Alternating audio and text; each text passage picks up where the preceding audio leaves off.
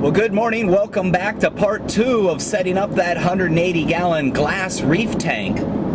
Rick's got the other half of the stuff loaded up in his truck along with 100 gallons of that purified salt water. We've also got the tank here in our van, so it's a 2-vehicle delivery this morning.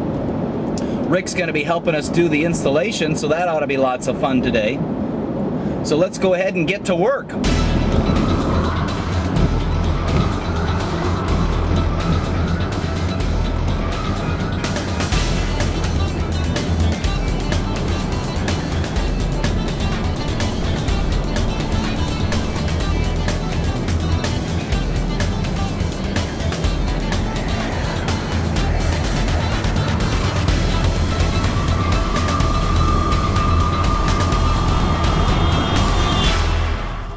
This is a Vizio brand glass tank, and as with all tank manufacturers, typically they only provide to a localized area. The problem being shipping glass tanks.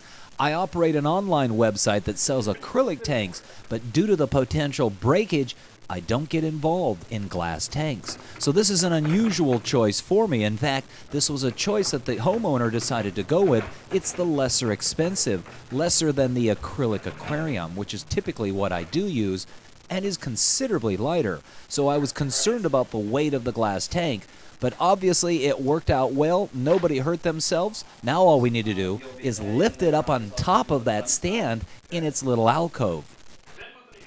Within the realm of glass aquariums, all being heavy, there is one big difference, and that has to do with the type of glass, more specifically, the amount of iron in the glass. Typically, in looking at a glass aquarium, especially looking through the long end of the tank, you'll notice it has a bit of a green tint. This is the amount of iron contained within the glass. The greater the amount of green or tint in the glass, the greater the amount of iron, and typically the lesser expensive the aquarium. The more clearer aquariums use much less iron in them, and they produce a very crystal clear type glass. Whew, those glass tanks are heavy. Aside from the cost savings, there is one big advantage in the reef tank realm in using a glass aquarium, and that is as you encourage the growth of corals, it uses calcium, which typically then involves a coralline algae.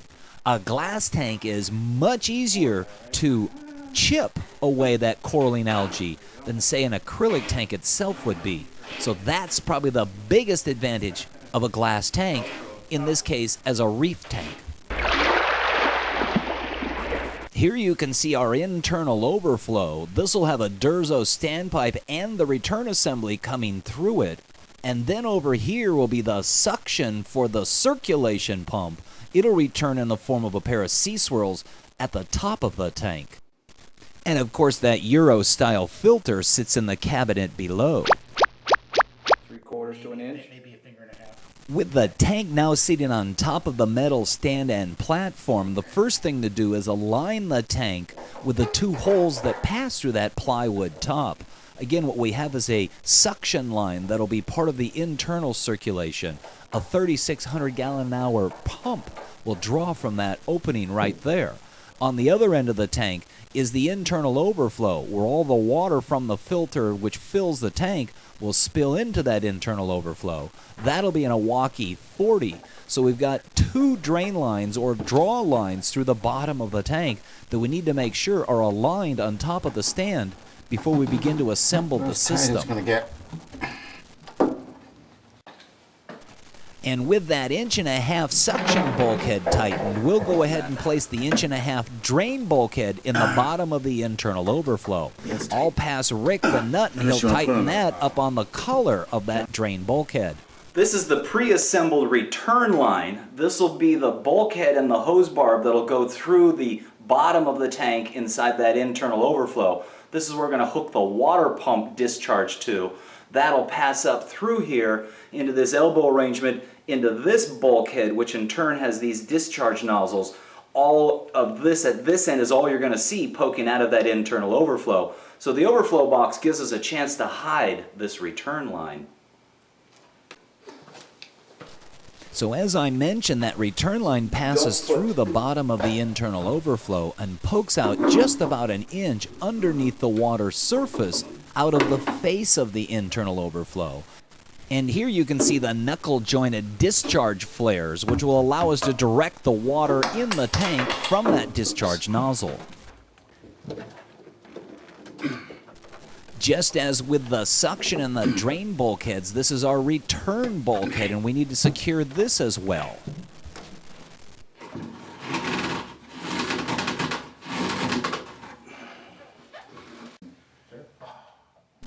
Here's another peek at that return line coming up through the overflow.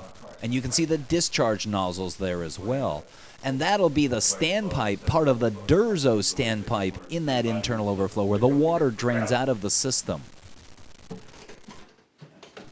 And now with the first 3 lines that pass through the bottom of the tank through the stand in position, I, as the owner of the business and the one who has to take responsibility if there's any problems, will be the one who gives the final tightening or okay on how snug or tight these bulkheads through the bottom of the tank are. And even though we've requested a large diameter hole so that we can get up inside there with a wrench, we still don't have a wrench large enough to deal with the nut on that collar around the bulkhead.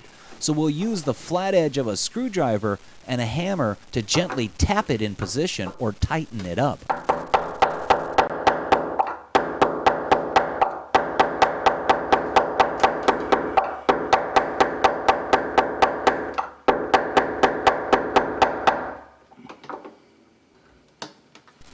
Potentially risky business doing it that way, but the alternative is unacceptable, because if you can't get that bulkhead secured, you know water's going to drain or drip out of there, and that's going to be a problem. So let's go ahead and work on the drain bulkhead on the other side. And here's one more thing that a lot of people make the mistake about. Is your tank stand and canopy sitting level? That's right, this particular spot, there's some stuff down there that was probably glue from the previous wooden floor that's allowing the stand to kind of wobble back and forth. So we need to go through and chip that out of there before we can officially position the stand. So come on back for part 3 of LA Fishguys as we figure out how to put the plumbing system together.